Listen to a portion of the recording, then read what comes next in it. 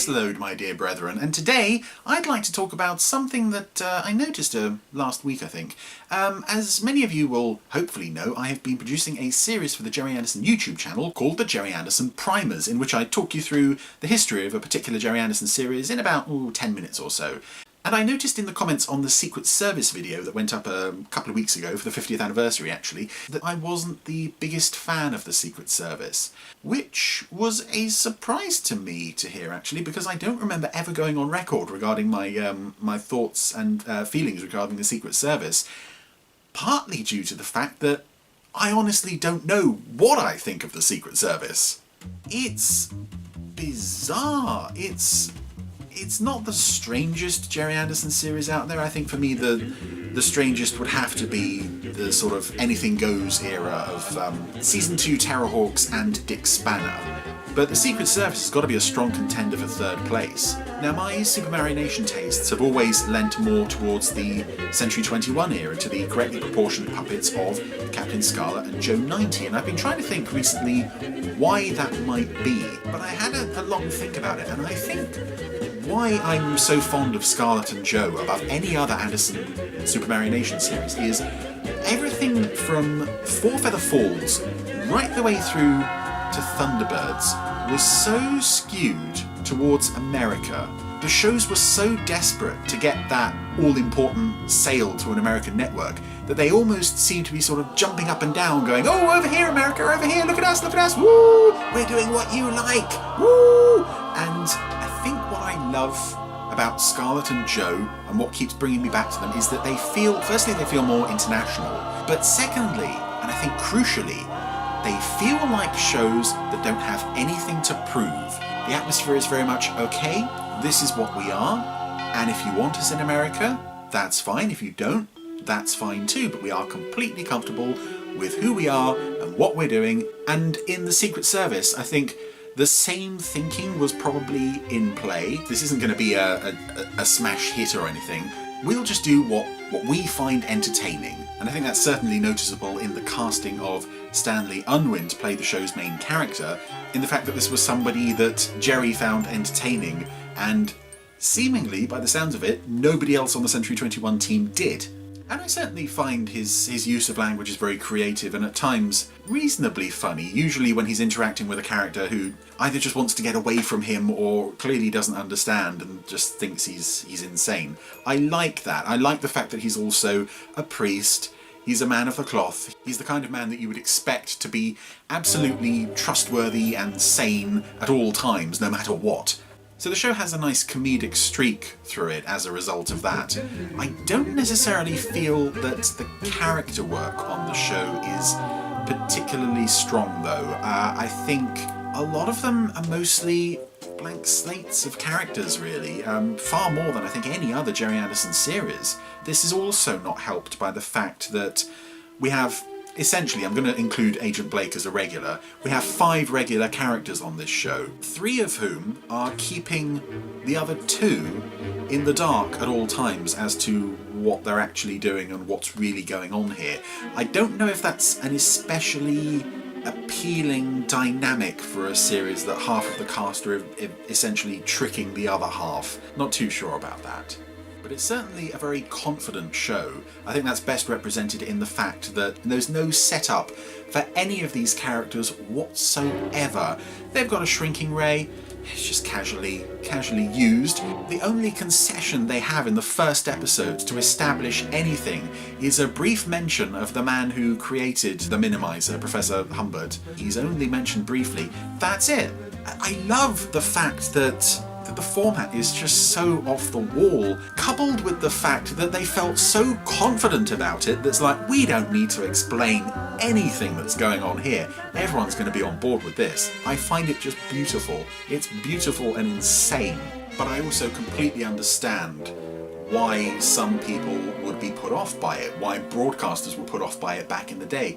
The fact that it centres around an elderly puppet priest with a shrinking ray, doing secret agent type things.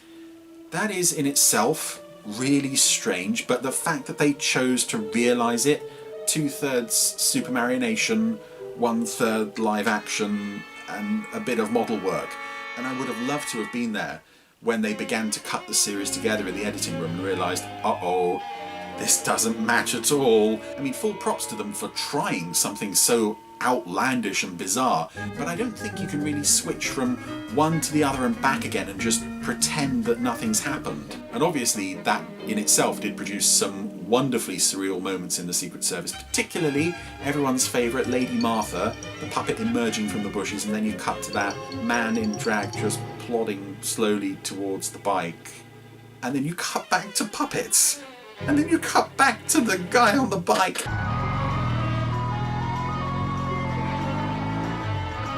And I do think it is a shame that the show was cancelled. I don't know how much more they could potentially have done with it. The very last episode of the show, which is my personal favourite, I absolutely adore More Haste, Less Speed. There's that wonderful, surreal streak of humour that I really enjoyed in Joe 90 episodes like Lone-Handed 90, particularly See You Down There, and I suppose even as far back as Attack on Cloud Base.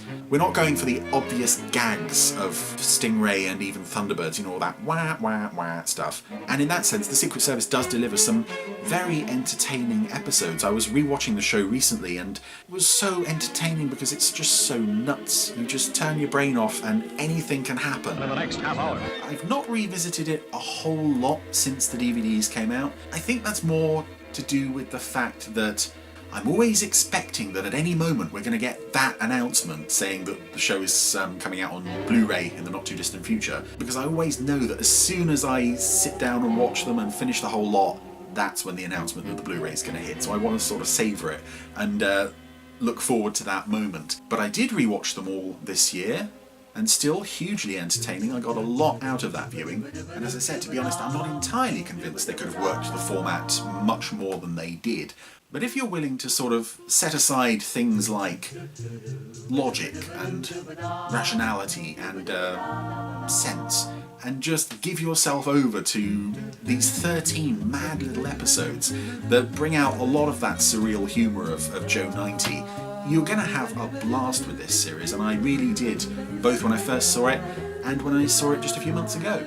I'm not surprised that it didn't really catch on, either with Lou Grade or with broadcasters. Again, there were certain other elements in play at that time. It wasn't just the quality of the Secret Service itself as a show, it was also the fact that by this point in '69, there were still some regions in the UK that were showing things like Twizzle and Torchy. There were so many puppet shows, Anderson-produced puppet shows on British television, that I know that not as many regions bought Joe 90 as bought Captain Scarlet, and again the take-up was even less for the Secret Service.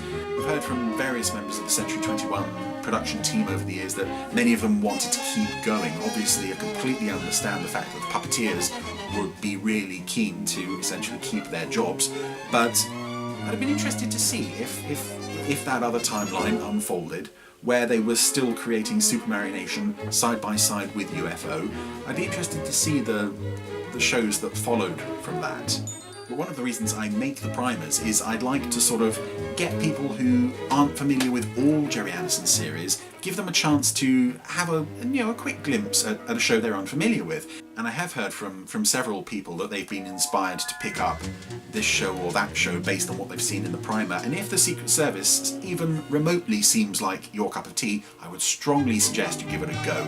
So to sum up, the Secret Service just passed its 50th anniversary, which was only a few weeks ago. I've got to say, I really do enjoy it. As I said, it's not a show that I put on very often, but it is a very charming, enjoyable, and utterly daffy series at times. I like the show, still like the show, I've always liked the show. It's not an absolute fave, but I still get a lot out of it, and I know a lot of other people do too. It is a shame that we only got the 13, but like I said, I can't see how much more they could have wrung from the concept. And as always, that mix of puppetry and live action is always going to look awkward. You can't cut from one thing to another, then back again, and expect it to just pass unnoticed.